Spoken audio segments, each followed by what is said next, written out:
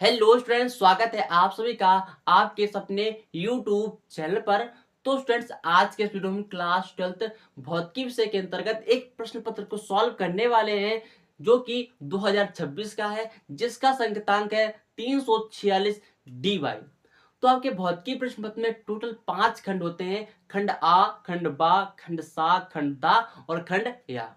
खंड आ के अंतर्गत आते हैं आपके 6 बहुविकल्पीय प्रश्न। प्रत्येक प्रश्न आपका 1 अंक का होता है। और खंड बा के अंतर्गत आते हैं आपके 6 अति लघु उत्तरीय प्रश्न। प्रत्येक प्रश्न आपका 1 अंक का होता है। तो खंड आ के अंतर्गत आपके पहले का नंबर प्रश्न क्या है वो आपके स्क्रीन पर कह रहा है। लेमडा डी ब्रोगली तरंग दैर्घ्य के गतिमान आवेशित कण का त्वरक विभव 4 गुना करने पर डी ब्रोगली तरंग दैर्घ्य हो जाएगी। ऑप्शन फर्स्ट है लेमडा पॉइंट 4, ऑप्शन सेकेंड है लेमडा पॉइंट 2, ऑप्शन थर्ड है 2 लेमडा, ऑप्शन फोर्थ है 4 लेमडा। ठीक है, तो इसको समझते हैं। तो ये हमारी जो प्रश्नोत्तर संख्या है, प्रश्नोत्तर संख्या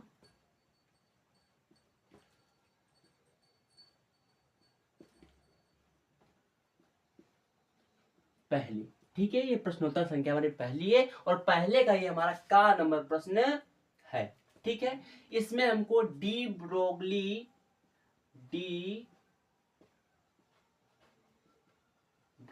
तरंग दैर्घ्य,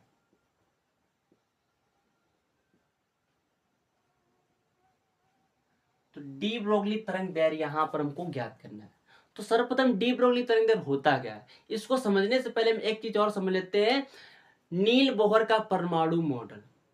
तो एक वैज्ञानिक थे नील बोहर, उन्होंने एक परमाणु मॉडल दिया। उन्होंने क्या बताया कि इलेक्ट्रॉन परमाणु की केवल उन्हीं कक्षाओं में गति कर सकता है, यानी परिक्रमा कर सकता है, जिसका कोणीय संवेग h/2 हो। तो इसी की परिकल्पना करते हुए वैज्ञानिक डी ब्रोगली ने सन 1923 में क्या बताया कि जो इलेक्ट्रॉन होता है वो कभी कभी बिहेव करता है एक तरंग के समान और कभी ये करता है एक पार्टिकल के समान बिहेव करता है। तो उन्होंने कहा कि इसका अगर ये कभी कभी कैसा तरंग के रूप में बिहेव करता है तो इसके मध्य की ये जो लेंथ होगी, यानी गर्द से गर्द और संट से संट की दूरी को क्या कहते हैं, तरंग दैर्घ्य कहते हैं। तो इस तरंग दैर्घ्य को इन्होंने लेमडा से रिप्रेजेंट किया और क्या बताया कि जो इस इलेक्ट्रॉन की तरंग दैर्घ्य होगी वो होगी h/p, जहां h क्या हमारा प्लांक नियतांक है और ये जो हमारा p है ये हमारा संवेग है, मोमेंटम है।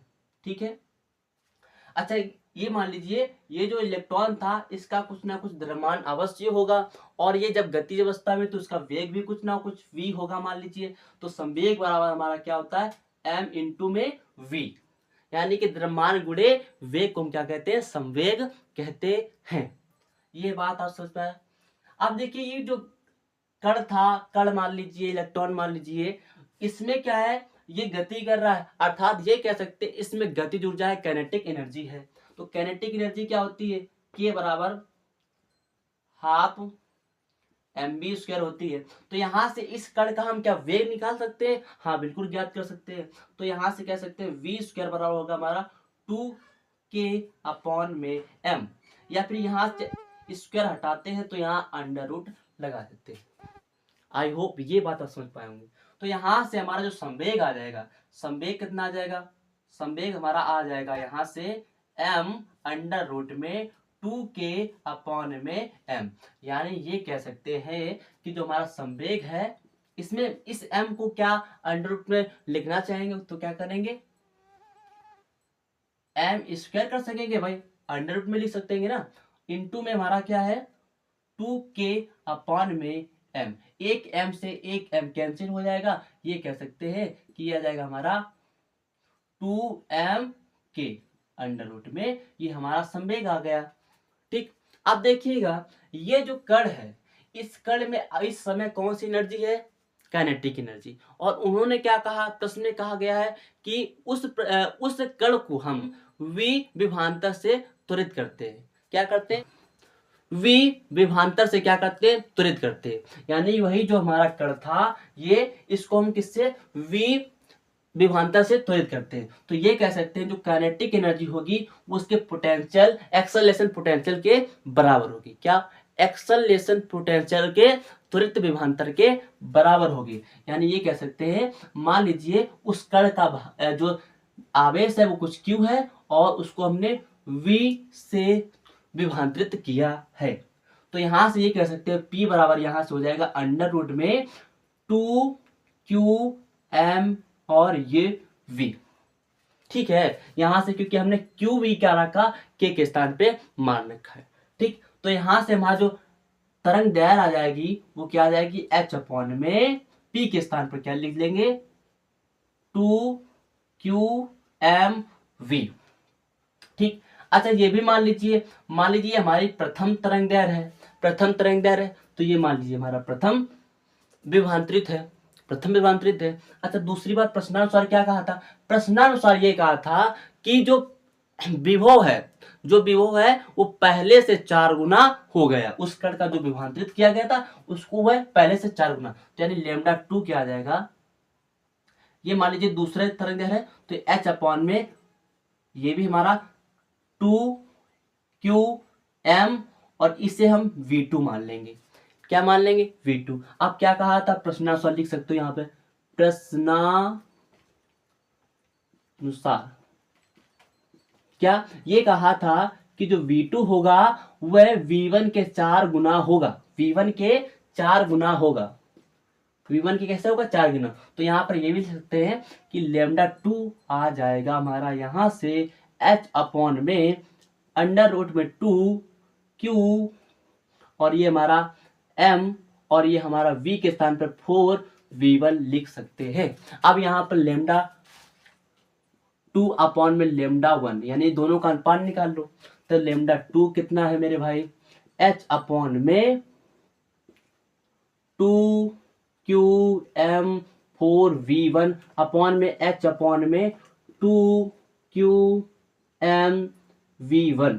ये h से ये h कैंसिल, इसका मल्टीप्लाई यहाँ, इसका मल्टीप्लाई यहाँ। तो ये कह सकते हैं कि ये हमारा अंडर रूट में 2qm v1 बटे में अंडर रूट 2qm 4v1 आ जाएगा। हमने कहा कि इसको ऐसे भी तो लिख सकते हैं, इसको हम कैसे?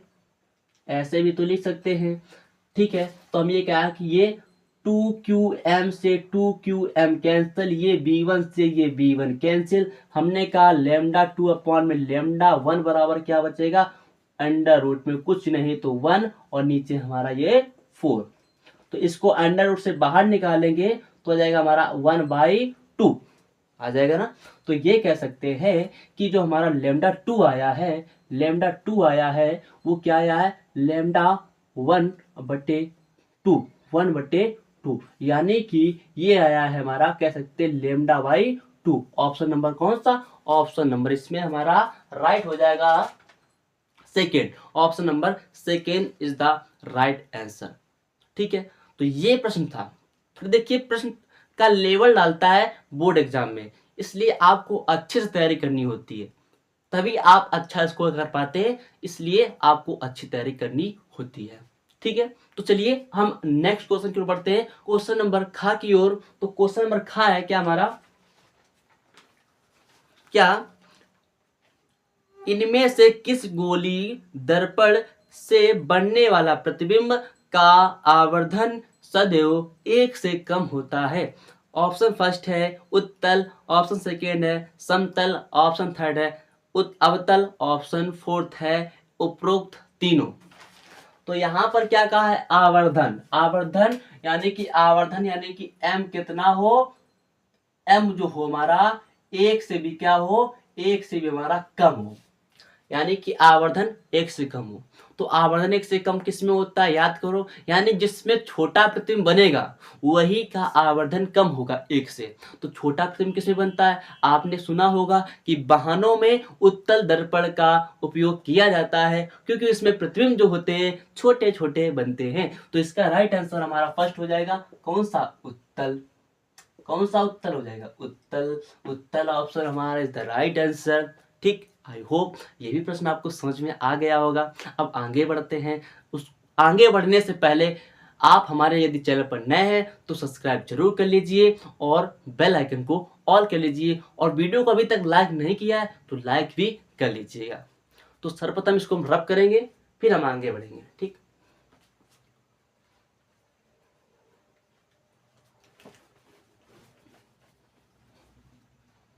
तो ये हमारा गा नंबर प्रश्न है।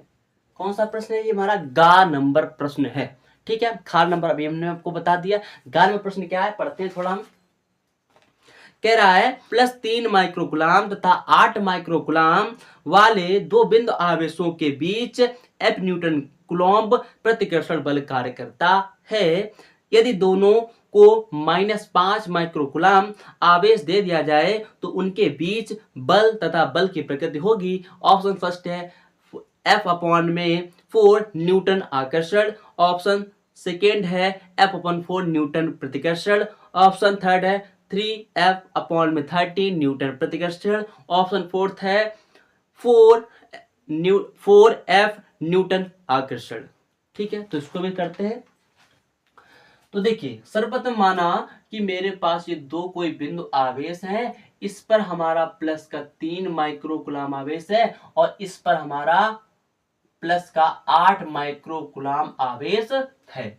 इनके मध्य की दूरी को कुछ हम r मान लेते हैं। इन्होंने बल बताया कि F का लग रहा है, प्रतिकर्षण का लग रहा है। ऑब्वियस सी बात है, इसमें प्रतिकर्षण का बल तो लगेगा क्योंकि आवेश कैसे हैं, समान। समान आवेश क्या करते हैं, एक दूसरे को प्रतिकर्षित करते हैं।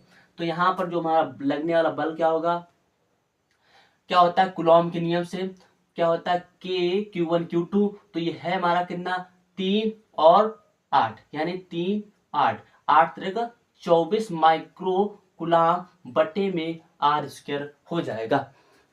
ठीक, अगला देखिए, अगला क्या बताया इन्होंने, और क्या कहा है, प्रश्नानुसार लिख सकते हो यहाँ पर, प्रश्नानुसार क्या, प्रश्नानुसार क्या कि दोनों को क्या -5 माइक्रोकुलाम आवेश और दे दिया जाता है।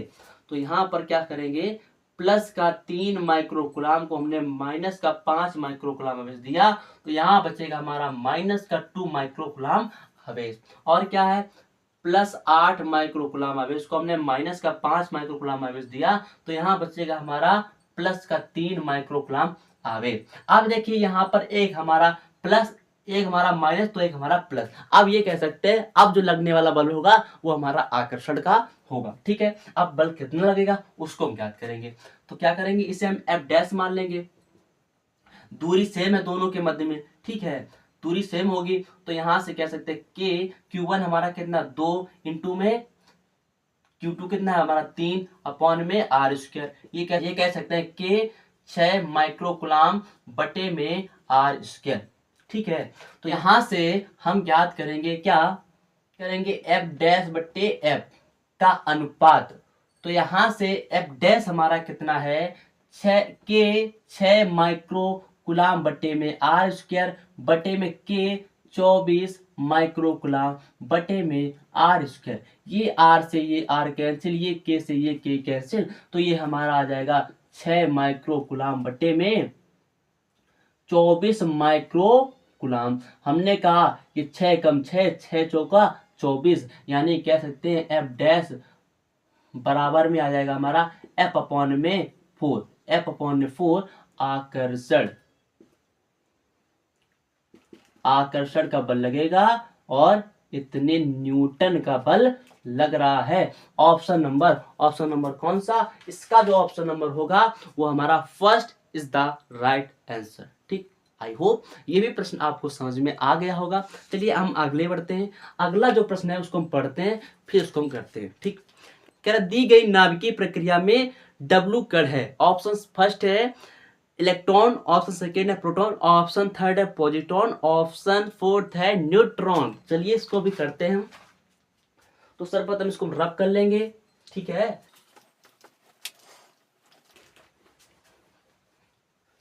तो ये हमारी ये हमारा जो घा नंबर प्रश्न है, ठीक है, घा नंबर प्रश्न है। अब इन्होंने एक अभिक्रिया दिया है, क्या दिया देखिए समझिएगा। इन्होंने दिया है He का परमाणु भार 4, हीलियम का परमाणु क्रमांक 2, प्लस में X, इसका जो परमाणु क्रमांक है इन्होंने Z दिया है, इसका परमाणु भार जो है उन्होंने A दिया है, और इधर हमारा बाईं ओर क्या इन्होंने बताया है, ये हमारा कोई Y है जिसमें A प्लस में 3 परमाणु भार है, और ये हमारा 2 प्लस में Z इसका परमाणु क्रमांक है, और यहाँ पर ये हमारा W है। यही पूछा है कि W यहाँ पर हमारा क्या है, जो W है ये हमारा क्या है।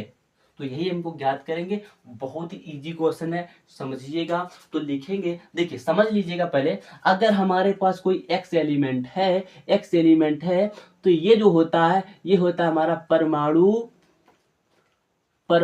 भार। क्या होता है भाई मेरे? परमाणु भार। और ये होता है हमारा परमाणु क्रमांक। क्या होता है? परमाणु क्रमांक। और इसी को हम कहते हैं इलेक्ट्रॉन की संख्या, और इसी को कहते हैं प्रोटॉन की संख्या। क्या कहते हैं? प्रोटॉन की संख्या। परंतु यदि हमको निकालना हो न्यूट्रॉन, तो न्यूट्रॉन कैसे निकालते हैं? न्यूट्रॉन निकालने के लिए हमको परमाणु भार से परमाणु क्रमांक को घटाना पड़ता है, ठीक है, न्यूट्रॉन से, ठीक। अच्छा देखिए, चलिए तो यहां से हम क्या लिखेंगे? दाई ओर परमाणु भार बराबर किसके करेंगे? बाईं ओर परमाणु भार के।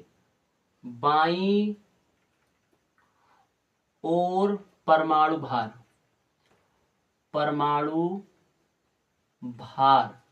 तो दाईं ओर परमाणु भार कितने? देखो ये हमारा 4 है, प्लस में इसका हमारा A है, बराबर में किसके होगा मेरे भाई? बराबर किसमें होगा? ये हमारा A प्लस में 3। अब इसका भी कुछ मान लो, इसी को हमें निकालना ही है, तो W और कुछ A मान लेते हैं, ठीक।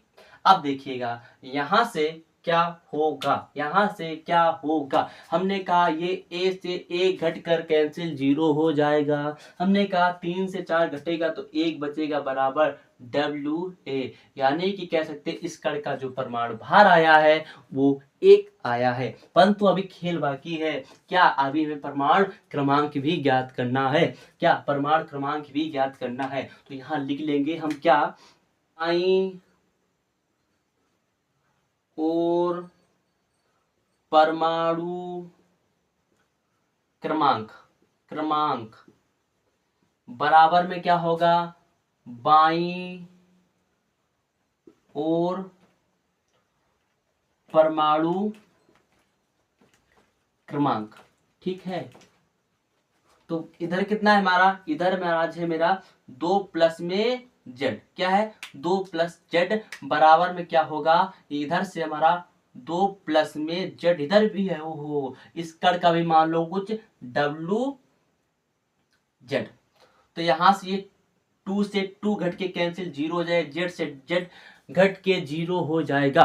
तो यहां से ये कह सकते हैं कि जो WZ है वो हमको 0 प्राप्त हुआ है। कितना प्राप्त हुआ है? 0।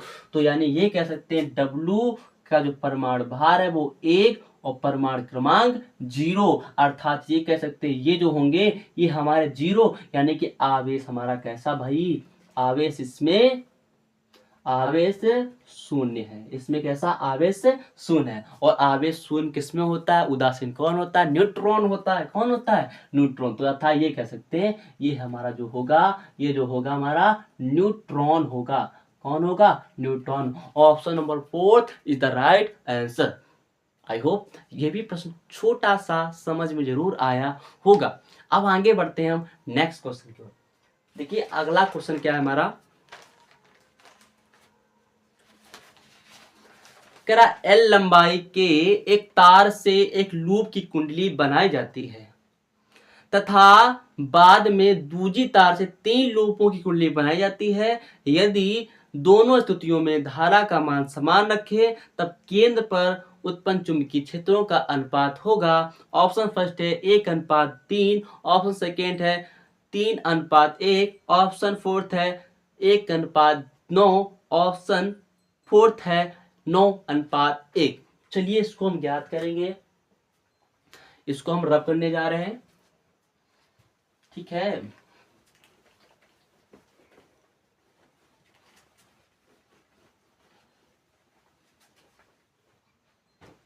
ये हमारा इंगा नंबर प्रश्न है। क्या इसमें क्या कहा गया है कि मेरे पास कोई एक एल लंबाई का कोई तार था, एल लंबाई का कोई तार था, उसको हमने एक लूप उससे बना लिया। एक हमने क्या बना लिया मेरे भाई, लूप बना लिया, और उसमें धारा कुछ आई प्रवाहित है। अब क्या किया, एक और लूप हमने यानी कि एक कुंडली और बनाई जिसमें लूप कितने, 3 लूप हैं। 3 लूप हैं, उनमें भी धारा हमारी कितनी है, आई ही प्रवाहित है। अच्छा ये भी बताइए, इसकी त्रिज्या कुछ आर है तो इसकी भी त्रिज्या कुछ आर ही होनी चाहिए इसकी, क्योंकि आपको केंद्र पर, इसके केंद्र पर क्या ज्ञात करना है, चुंबकीय क्षेत्र। तो ये कह सकते हैं यहाँ पर N1 होगा हमारा 1 और ये हमारा N2 होगा 3, क्योंकि इसमें लूप हमारे कितने, 3। ठीक है, यानी कि फेरों की संख्या। तो ये कह सकते हैं हमको क्या निकालना है, चुंबकीय क्षेत्र का अनुपात कहाँ पे, इसके केंद्र पर। तो केंद्र पर चुंबकीय क्षेत्र कितना होता है, V1 मान लीजिए इसको, तो mu naught N I upon में 2R होता है। इसी प्रकार इसका भी होगा V2 बराबर में mu naught N I upon में 2R। यहां से R को निकाल सकते हैं क्या हम, ये भी कह सकते हैं कि जो L था वो किसके बराबर होगा। सोचो, थोड़ा सोचो, L जो होगा किसके बराबर होगा भाई। अब इसको हमने मोड़ दिया तो इसी के परिधि के बराबर होगा ना, क्योंकि अब ये वृत्त अवस्था में है। तो ये कह सकते हैं 2πr। तो यहां से I का, R का मान निकाल सकते हैं क्या, L अपॉन में 2π। अच्छा यहाँ पर N है तो N1 से भी हम गुणा करा देंगे। इधर भी हमारा R कितना आएगा, L अपॉन में 2πN2। इतनी बात आई क्या तुमको, ठीक है। चलिए भाई, तो यहाँ पर रख लो दोनों में, तो V1 बराबर म्यू नॉट IN1 है ना, ये N1 है, और ये हमारा I अपॉन में L के स्थान पर, R के स्थान पर क्या रख लेंगे, 2, और R के स्थान पर रखेंगे L अपॉन में 2πN1। ठीक है, अब ये हो जाएगा हमारा म्यू नॉट N स्क्वायर हो जाएगा, और ये हमारा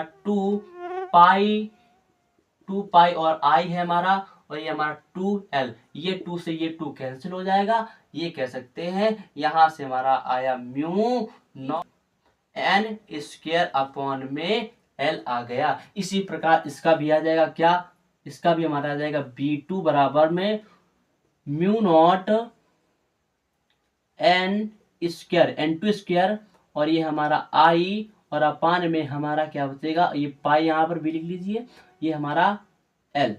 ठीक, तो ये कह सकते हैं इसमें भी जो हमारा आया है सेम टू सेम ही आ जाएगा। B2 बराबर आ जाएगा म्यू नॉट I, और ये हमारा N, यहाँ पर पाई लिख लीजिए, N2 का स्क्वायर, और ये हमारा पाई। अब देखिए दोनों स्थितियों में क्या है, दोनों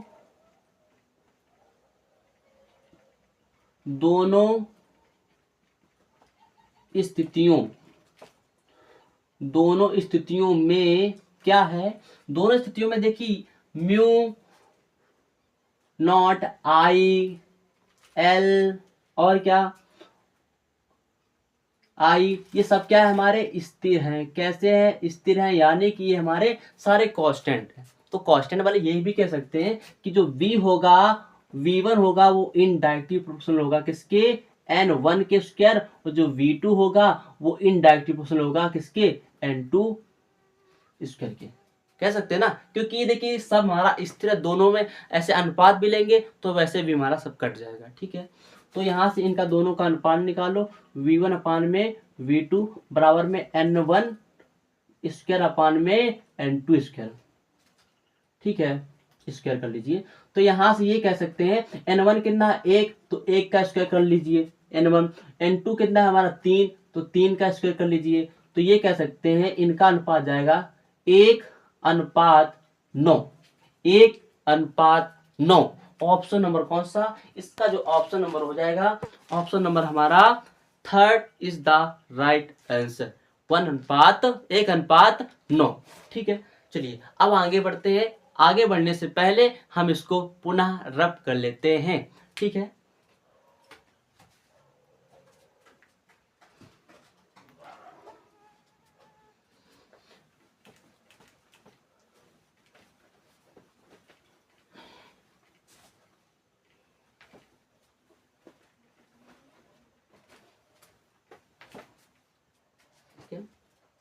तो देखिए अगला 4 नंबर प्रश्न क्या है हमारा, एक ही पदार्थ के समान लंबाई तथा समान मोटाई के n तारों को समांतर क्रम में जोड़ने पर तुल्य प्रतिरोध R प्राप्त होता है।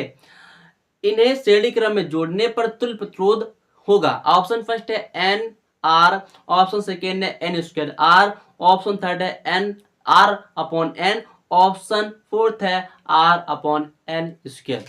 चलिए इसको हम ज्ञात करते हैं। ये हमारा 4 नंबर प्रश्न है। कौन सा 4 नंबर प्रश्न है, तो देखिए समझिएगा कि ये कहा है कि टोटल तार कितने हैं, एन। टोटल तार कितने, यानी कुल तार, कुल तारों का प्रतिरोध कितना है, एन है। कुल तारों का प्रतिरोध कितना है, एन है। ठीक है, अच्छा हम मान लेते हैं प्रत्येक तार, प्रत्येक माना लिख सकते हो यहां पर, माना प्रत्येक तार का प्रतिरोध, प्रतिरोध रोध कुछ मान लो, कुछ भी मान लो, क्या माने, क्या माने भाई, हम मान लेते हैं आर, आर डैश मान लो, चलो क्या मान ले, आर डैश मान लो। समझते जाना, क्वेश्चन थोड़ा बढ़िया लेवल का है, देखिएगा। अब यहां पर ये कहा है, अब तुल्य प्रतिरोध इन्होंने बताया है, तुल्य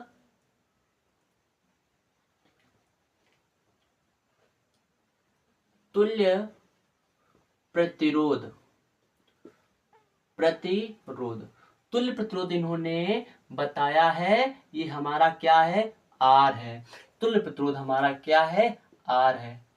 तो तुल्य प्रतिरोध यानी क्या होता है, इसका सूत्र 1 में आर बराबर में 1 आर डैश होगा, प्लस 1 में आर डैश होगा। यानी कितने बार होगा ये एन बार होगा, क्योंकि तारों की संख्या कितनी है, एन है। तारों के प्रतिरोधों की संख्या कितनी है, एन है। तो ये भी कह सकते हैं कि ये 1 में आर बराबर में, ये सब सेम है, तो ये कह सकते हैं एन अपॉन में क्या होगा, R1 होगा, सॉरी आर डैश होगा, क्या होगा, आर डैश होगा। तो ये भी कह सकते हैं कि यहां से हमारा क्या होगा, आर डैश कितना निकलेगा मेरे भाई, आर डैश कितना निकलेगा, हम कह सकते हैं आर एन आर आ जाएगा, कितना आ जाएगा, एन आर आ जाएगा। अब ये पूछा था श्रेणी क्रम में, तो श्रेणी क्रम में तुल्य प्रतिरोध, तुल्य प्रतिरोध, तो श्रेणी क्रम के लिए कुछ तुल्य प्रतिरोध मान सकते हैं यार अपनी तरफ से, कुछ भी मान लो, आर सीरीज में तो एस लिख लो, ठीक है। तो देखिए आगे बढ़ो, आगे बढ़ो, तो क्या होता है सीरीज के लिए, तो आर एस टोटल प्रतिरोध, यानी प्रत्येक प्रतिरोध है कितना, R dash, R dash 1, R dash 2, और डाटा कुल बहुत सारे होंगे ना, हैं कितने टोटल हमारे एन। तो यानी ये कह सकते हैं आर एस बराबर में एन आर डैश, क्या, एन आर डैश, क्या, N R dash. I hope ये बात आप समझ पाए होंगे। तो यहां से ये भी कह सकते हैं कि आर डैश का मान यहां रख सकते हैं, तो आर एस बराबर एन, और यहां से एन आर, तो ये कह सकते हैं आर एस कितना आएगा, एन स्क्वायर और आर। तो हमारा जो श्रेणी क्रम का तुल्य प्रतिरोध आता है वो आता है आर एस बराबर N square R, N square R. ठीक है, तो ये हमारा ऑप्शन नंबर कौन सा, ऑप्शन नंबर हमारा इसका राइट हो जाएगा, option number second is the right answer. Option number कौन सा, second is the right answer. ठीक, तो ये थे आपके 6 बहुविकल्पीय प्रश्न खंड आ के। अब खंड बा के जो प्रश्न होंगे वो हम कल की सीरीज में आपको प्रोवाइड कराएंगे, खंड बा और खंड सा के, क्योंकि वीडियो बहुत ही लॉन्ग हो जाएगी और मेरे पास उतनी सुविधा नहीं है कि मैं आपको लॉन्ग वीडियो प्रोवाइड करा सकूं। चलिए मिलते हैं हम कल, तब तक के लिए जय हिंद, वंदे मातरम।